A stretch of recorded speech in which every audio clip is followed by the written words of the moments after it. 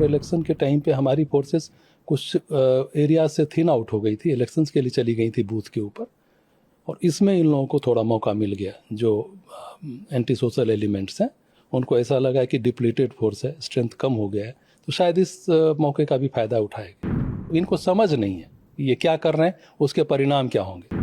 हथियार हैं इनके पास, हथियार कुछ लोकल मेड भी है, कुछ बाहर से भी आए हैं, कुछ हथियार लूटे भी गए हैं। आगे इंश्योर करेंगे कि अगर कोई ऐसी हरकत करेगा तो हमारा नुकसान नहीं, उनका नुकसान, और उनका अच्छा खासा नुकसान हो। ये हम सभी के लिए बड़ा दुखद था, और पिछले 1 वर्ष से सीआरपीएफ की काफ़ी संख्या में यहाँ डिप्लॉयमेंट रही है और बहुत तरह की ड्यूटीज़ हम करते रहे हैं। ये पहली बार ऐसा हुआ कि हमारे दूर दराज के कैंप के ऊपर यूजीज़ ने अटैक किया, और कैंप का लोकेशन ऐसा कुछ था कि उनको मदद मिल गई कैंप के अंदर घुसकर हमें नुकसान पहुंचाने में। इस बात का हमें दुख है। साथ ही साथ मैं ये भी कहना चाहता हूं कि हम पता करेंगे कौन थे, और उनको बहुत जल्द will bring them to justice. Sir, जब से लोकल सपोर्ट उन लोगों को मिलता है, मिलिटेंट्स को, उस बारे में अगर आप डिटेल में बताना चाहें। जहाँ तक आप मणिपुर के प्रॉब्लम की बात करते हैं, मणिपुर का प्रॉब्लम कई डिकेड्स से है, और सीआरपीएफ का डिप्लॉयमेंट भी यहाँ कई डिकेड्स से, 80s से है। और तब से हम लोग, मैं अपने सीआरपीएफ की बात करता हूँ, एंटी इंसर्जेंट ऑपरेशंस भी करते आ रहे हैं, लॉ एंड ऑर्डर ड्यूटीज़ भी करते आ रहे हैं, और वाइटल इंस्टॉलेशंस की सिक्योरिटी भी करते आ रहे हैं। साथ ही साथ वीआईपी सिक्योरिटी भी देखते आ रहे हैं। ये 3 मई 2023 से पहले की मैं बात करता हूँ। उसके बाद से जब एथनिक क्लासेस हुए, फिर अचानक से सीआरपीएफ की काफ़ी कंपनीज इंडक्ट हुई, और सबसे पहला हमारा रोल ये था कि जो एथनिक क्लासेस हो रहे हैं, घर जलाए जा रहे हैं, आपस में एक कम्युनिटी दूसरे कम्युनिटी के ऊपर वार कर रहे हैं, लड़ाई झगड़े हो रहे हैं, उनको कंट्रोल करने की रिस्पॉन्सिबिलिटी थी। उसको हम लोगों ने कंट्रोल किया, और उसके बाद लॉ एंड ऑर्डर को बहाल करने की कोशिश की। जब मैं लॉ एंड ऑर्डर की बात करता हूँ, इसमें ये बहुत बड़ा गैमिट है। इसमें फ्लैग मार्च से लेके, पेट्रोलिंग से लेके, नाका लगाने से लेके, भीड़ कंट्रोल करना, ये सब कुछ आता है। लोगों के मन में एक विश्वास पैदा करना कि नहीं, ये फोर्सेस आ गई हैं, अब आपके खिलाफ कोई अटेम्प्ट नहीं होगा, और अब शांति बहाल होगी। फिर से मार्केट की दुकानों को खुलवाना, ट्रैफिक को नॉर्मल करना, इन सारी चीज़ों में हम लोगों ने काम किया। साथ ही साथ कई ऐसे पुलिस स्टेशंस थे, कई ऐसे इंस्टॉलेशंस थे जिनको खतरा था, वहाँ पे भी हमने उनको सिक्योरिटी देने का काम किया, और इसमें सीआरपीएफ का काफ़ी बड़ा योगदान रहा है पिछले 1 वर्ष से। और अब इलेक्शन भी थे, इलेक्शन हुए, उसके बाद एकदम से ये अटैक हुआ, और जैसा आपने बताया कि पहली बार ऐसा हुआ कि जिसमें सीआरपीएफ के जो जवान हैं वो शहीद हुए। जी, इलेक्शंस में भी सीआरपीएफ का सबसे बड़ा डिप्लॉयमेंट था। जितनी भी फोर्सेस यहाँ डिप्लॉय की गई सेंटर की, सबसे बड़ा योगदान सीआरपीएफ का ही था। और इलेक्शन के टाइम पे हमारी फोर्सेस कुछ एरिया से थिन आउट हो गई थी, इलेक्शंस के लिए चली गई थी बूथ के ऊपर, और इसमें इन लोगों को थोड़ा मौका मिल गया। जो एंटी सोशल एलिमेंट्स हैं उनको ऐसा लगा कि डिप्लीटेड फोर्स है, स्ट्रेंथ कम हो गया है, तो शायद इस मौके का भी फ़ायदा उठाएगा एक्शन, क्योंकि जिस तरह से इन्होंने अटैक किया।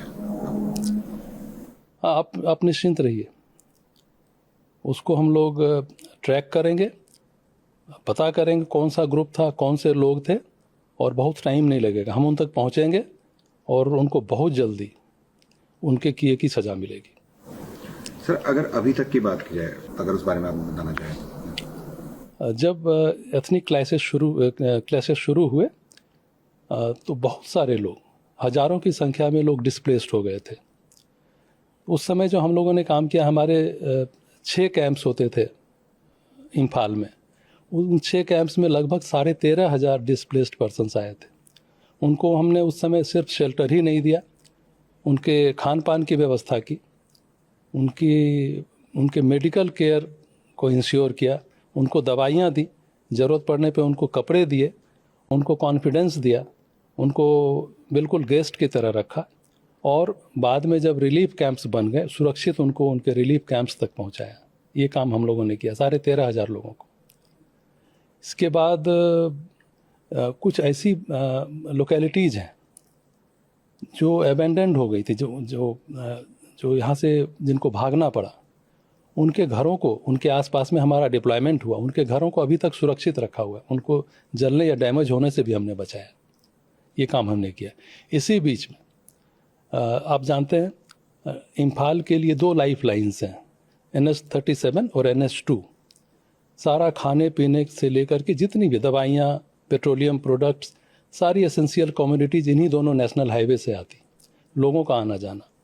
तो इन दोनों नेशनल हाईवे को चालू रखने की जिम्मेदारी CRPF के पास थी, और अभी 1 साल से हमने उसको बखूबी निभाया, ताकि यहाँ पे एसेंशियल कम्युनिटीज़ का सप्लाई आबाद रूप से हो सके और जीवन इनका बहुत हार्श नहीं हो जाए। क्या ये लोकल सपोर्ट की उससे बिना उसके हो सकता है? जिस तरह से अटैक हुआ, लोकल सपोर्ट कहीं ना कहीं ज़रूर इन लोगों को मिल रहा है, फोर्सेस के ऊपर जो इनका जो विश्वास होना चाहिए, या जो लोग इनकी मदद कर रहे हैं, इस बारे में क्या कहेंगे? अगर कम लोग हैं जो इस तरह की सोच रखते हैं, जो एंटी नेशनल या एंटी सोशल सोच रखते हैं। ज़्यादातर लोग अच्छे लोग हैं, अगर थोड़ा बहुत सपोर्ट करते भी हैं तो मजबूरी में करते हैं।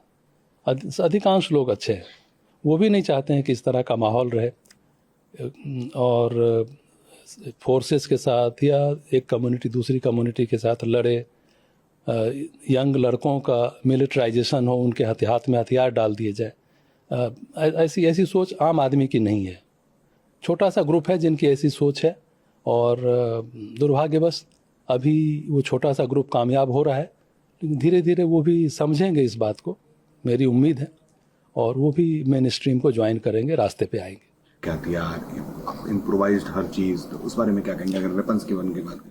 छोटा सा ग्रुप से मेरा मतलब ये था कि आप देखें ना, टोटल पॉपुलेशन के कितने % लोग ऐसे हैं जिनके पास हथियार है और इस तरह की एंटी सोशल एक्टिविटीज़ कर रहे हैं। तो उस लिहाज से मैं कहता हूँ कि छोटा ही सा ग्रुप है। अगर 99% लोग अच्छे हैं या 98% लोग अच्छे हैं, तो 2% लोग तो छोटा ही ग्रुप हुआ। और जहाँ तक हथियार का सवाल है, हाँ हथियार है इनके पास।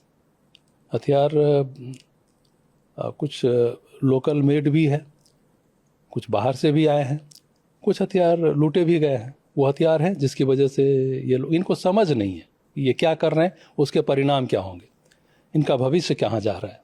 जिस दिन इनको ये समझ आ जाएगी, ये ठीक हो जाएगी। कहाँ से मिल रहे हैं इनको ये हथियार? कंटिन्यूसली देख रहे हैं लगातार ये लोग इनका यूज। मैंने बताया आपको, कुछ लोकल मेड भी हैं, कुछ बाहर से भी आते हैं, और कुछ लूटे हुए हथियार वायलेंस ये लोग कर रहे हैं। तो क्या लगता है आपको कि क्या ये इंटेलिजेंस फेलियर है? क्या वजह क्या है कि ये लगातार सक्सेसफुल हो रहे हैं, या लगातार ये लोग अपने उसमें कोशिश कर रहे हैं? इस बारे में बताइए। सबसे पहले तो मैं आपसे यही कहना चाहता हूँ कि ये सक्सेसफुल नहीं हो रहे हैं। किसी फ्रिंज एरिया में जाके हर जगह पे चप्पे पे तो आप फोर्स रख नहीं सकते। एरिया इतना बड़ा है, टेरेन आप जानते हैं, ये पहाड़ी और जंगल का टेरेन है। कहीं जाके गोली चला देना, उसका रिटेलिएशन उधर से भी आ जाना, तो ये ऐसा नहीं है कि बहुत सक्सेस हो रहा है। दूसरी बात, कोई इंटेलिजेंस फेलियर नहीं है, इंटेलिजेंस रहता है और इन पे कार्रवाई भी हो रही है। फोर्सेस के जहाँ तहाँ कैंप हैं उसके आसपास से होते हैं, हम लोग जाते हैं, दूसरी फोर्सेस डिप्लॉयड हैं वो भी जाती है, इनको रोका भी जाता है, इनको पकड़ा भी जाता है, इन पे कार्रवाई भी होती है, और ज़रूरत पड़ने पे इन पे गोलियाँ भी चलाई जाती हैं। तो ना इंटेलिजेंस फेलियर है, ना इनका बहुत बड़ा कोई सक्सेस है। क्योंकि सर इलेक्शन के टाइम पे काफ़ी ज़्यादा सिक्योरिटी डिप्लॉयड थी, उसके बाद ही इस तरह से इन्होंने घटना को अंजाम दिया। तो कहीं ना कहीं इनको किसी चीज़ का डर नहीं है, ऐसा लग रहा है कि जैसे बस किसी चीज़ को अंजाम देना है इन्होंने। डर भी है, और आप ये देखें कि ये एक घटना है, और बाकी जगहों का भी अगर आप एनालाइज करेंगे तो ऐसी एक आध घटना हो जाती है। तो इसलिए ऐसा नहीं कह सकते कि इनको डर नहीं है और बहुत सारी घटनाएं नहीं हुई। मणिपुर जो कि जनरल इम्प्रेशन ये है कि बहुत डिस्टर्ब्ड एरिया है, वहाँ पे कहीं वायलेंस नहीं हुआ। इसके अलावा 2-4 कहीं ईवीएम को डिस्ट्रॉय किया गया। आमतौर पे समाज में 2-4 ऐसे लोग होते हैं, बहुत ही आम बात है। अदरवाइज आप देखेंगे दोनों फेज इलेक्शन बहुत ही पीसफुली रहा। सर इन फ्यूचर किस तरह से आप देखते हैं कि इस तरह के अटैक को प्रिवेंट करने के लिए या क्या मेजर्स लेंगे, वो थोड़ा सा हमारे लिए हर इस तरह की जो घटना होती है वो उससे दुख तो होता है, लेकिन साथ ही साथ एक लेसन दे जाता है। हमें आगे के लिए अपने आप को बेटर प्रिपेयर करने की एक अपॉर्चुनिटी दे देता है। हम उसको इस रूप में देख रहे हैं।